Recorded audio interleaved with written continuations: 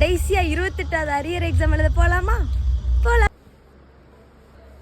Exam முடிச்சிட்டு நீ எதுக்கும் கவலை கிடையாது ஃப்ரெண்ட்ஸ். எனக்கு இப்ப கத்துன்னு போல இருக்கு. எக்ஸாம் முடிச்சிருச்சு. இந்த அரியர் ஒரு சிவில கிளியர் பண்ணியாச்சுல. எக்ஸாம் முடிச்சிட்டேன்.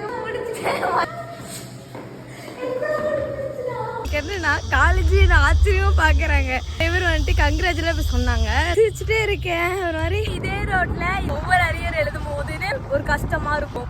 எப்ப எக்ஸாம் முடியும், நம்ம எப்ப வீட்டுல போய் நிம்மதியா இருக்கணும், காலேஜ் ஃபீஸ் கட்ட முடியாம அடுத்த செம் தான் நீ எக்ஸாம் எழுதணும்னு சொல்லியிருக்காங்க. இதை நான் அழுதுட்டு வந்திருக்கேன். இப்போ இதே ரோட்ல எல்லா எக்ஸாமையும் கிளியர் பண்ணி எல்லா ஃபீஸையும் கிளியர் பண்ணி சூப்பரா போயிட்டு இருக்கேன். நான் உழைச்சி நான் ஃபீஸ் கட்டி நான் எக்ஸாம் எழுதி இருக்கேன் அப்படிங்கும்போது சந்தோஷமா இருக்கு. என் தம்பி இறந்து ஒரு வாரத்துக்கு அப்புறம் நான் எப்படியாவது படிப்போம், காலேஜ் எப்படியாவது கஷ்டப்பட்டு படிப்போம் அப்படின்னு படிக்கிறது கஷ்டப்பட்டு இல்லை, ஃபீஸ் கட்டுறது கஷ்டப்பட்டு எப்படியாவது ஃபீஸ் கட்டலாம்.